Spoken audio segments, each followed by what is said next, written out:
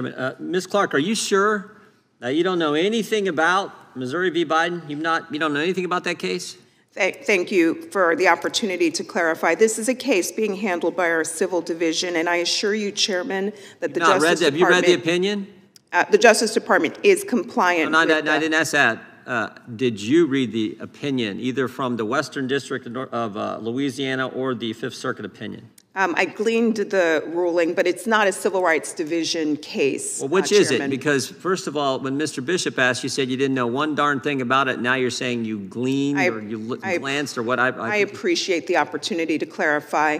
The Civil Division is handling this case, and the Department is compliant with the court's First Amendment injunction. rights are pretty fundamental rights. That's something you don't think the Civil Rights Division should be involved in. This is censorship. Absolutely, Chairman. The First Amendment is a bedrock principle of our democracy. Well, let me go a little different route then. Do politics drive the decisions at the Justice Department today? Politics have no place in the work of the Civil Rights Division. 3 months ago, the New Mexico governor announced a 30-day ban on citizens' right to carry a concealed firearm in Albuquerque and the county that Albuquerque sits in. What did the Justice Department do when the governor did that unconstitutional order? What did the DOJ do in response to that unconstitutional action from the governor of New Mexico? I am generally aware of the matter that you are referring to, but gun control is not a core issue that we handle. Second Amendment, a fundamental right like the First Amendment, it's pretty important, isn't it? These are very important issues to the department. Well, tell me what the Justice Department did when this happened, when the governor imposed this unconstitutional ban. I'm happy to bring your question back to my colleagues. You don't know that one either. The Criminal Division and the Civil Division. You don't know about Missouri v. Biden. You don't know what the DOJ did in response to the governor of New Mexico's action. Well, here's what the county sheriff said. He held a press conference saying that this thing was unconstitutional, unenforceable, and incapable of stopping and curbing gun violence. The New Mexico Attorney General, who's a Democrat, said this thing will not have any impact on public safety and does not pass constitutional muster. So when the Democrat Attorney General of New Mexico said it doesn't fit the Constitution, but you guys at DOJ don't do a darn thing? Is that what you're telling me? Politics have no place in the work of the Justice Department, Chairman, but are you aware of anything the Justice Department did to that unconstitutional order from the governor of New Mexico? Not in the Civil Rights Division, Chairman, but I can certainly bring your question. You're an important person in the Justice Department. Did the Justice Department do anything? Yes, we enforce the laws that Congress gave us, Chairman. No, in this case, did the Justice Department do anything? I will bring that question back to my colleagues. I'll give you the answer. They didn't. They didn't file an amicus. They didn't put any statement of interest. They didn't do a darn thing, which gets back to the point I think Mr. McClintock was making earlier. It shows, I think, how political you are, because when Texas passed a pro-life bill on September 1st, 2021, 8 days later, the Department of Justice announces an investigation into that bill. Now, this is what amazes me. That's a bill that actually passed the state House, passed the state Senate, was signed by the governor, and you guys are in there contesting that 8 days later. But you have something in New Mexico, which is an obvious direct assault on the Second Amendment, and it's an order from the governor. It didn't go through the legislature. The governor does it, and the Department of Justice does nothing.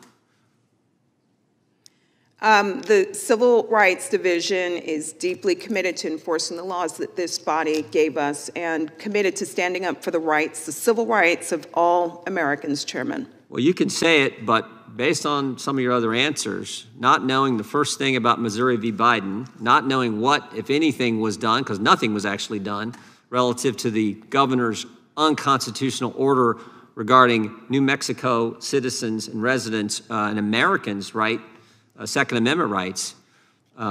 This is why we're so darn concerned. I appreciate the chairman having this hearing. With that, I got 38 seconds. I'd be happy to yield to the gentleman from Arizona. I think to the chair of the Judiciary Committee. Yeah, thanks, Mr. Collin. Thank the gentleman for yielding. Ms. Clark, who's Ava Edel? Chairman, that is not a name that I'm familiar with. Well, I'll try to familiarize you with her. She's an 87-year-old pro-life advocate who survived a communist concentration camp in Yugoslavia after World War II that you guys have charged under the FACE Act for praying and singing in front of an abortion clinic. Is that the best use of the Justice Department's time and energy? As noted, the FACE Act is a law that this body passed in response to efforts to obstruct access to reproductive health clinics, threats of violence, acts of violence. We follow the facts and apply the law without fear or favor, Chairman. Really? I think we've heard a lot of that today about how if you're pro-life, you get the full treatment. Just ask Ava Edel, 87-year-old concentration camp survivor. But if you're on the other side after the Dobbs decision, it's a different issue. In spite of what you've said, that you apply it equally across the board. How about your decision to file a lawsuit against SpaceX? Can you talk to me about that? Yes, Chairman. Let me ask it this way first. Did Elon Musk's purchase of Twitter have anything to do with the Justice Department's decision to file that lawsuit against SpaceX? The investigation into SpaceX was open during the last administration, and we filed an administrative action under the Immigration and Nationality Act, an important law passed by this body with bipartisan support and signed into law by President Reagan. So what are you alleging that SpaceX did wrong? In this case, we allege that the company is not compliant with the anti-discrimination provisions of the Immigration and Nationality Act. This is a law that has been— Who are they discriminating against? Here they are discriminating against people who have received refugee and asylum status by our federal courts under the INA. They're discriminating against refugees and asylum seekers, is that right? No, Chairman, against people who have received refugee status and asylum status by our federal courts and who enjoy equal standing under federal law to U.S. citizens and naturalized citizens. The law requires equal treatment of these individuals. And you're saying that SpaceX did not hire, is that appropriate, did not hire enough refugees or people who've been granted asylum? Is that what you're asserting in the lawsuit? And that they discourage those people from applying for any job, whether it's for a custodial position, office clerk, someone who works in a kitchen facility, all the way up through engineering. So you're suing, I just want to cut to the chase. You're suing SpaceX because they hired too many Americans, too many citizens, not enough people who are refugees or people who've been granted asylum. This investigation— And you waited to sue. This investigation started 3 years ago. I know the facts. It started 3 years ago. And yet you bring the lawsuit after Mr. Musk purchases Twitter, now X. Is that right? We apply the laws that this body gave us without fear or favor. And Mr. Musk, his assertion is that they're dealing with national security type information at SpaceX, and that's why he's even posted this before you brought the lawsuit. He said this. That's why they focus on hiring people who have a green card or are American citizens. And you guys say this is something we need to go after SpaceX because they're not hiring enough Americans, and we need to charge Ava Edel, 87-year-old concentration camp survivor. That's what the Justice Department and the Biden administration needs to do. But oh, by the way, we don't know anything about Missouri v. Biden. We didn't weigh in on the issue where a governor of a state told the citizens, they're American citizens, you cannot exercise your Second Amendment rights contrary to the law, contrary to what the Supreme Court has said. And you're trying to tell us today that the Civil Rights Division of the Justice Department is not political. Frankly, I find it almost laughable that you're making that argument because anyone with common sense and any objectivity can see you guys are definitely political. With that, I yield back and thank the gentleman who's left for yielding time.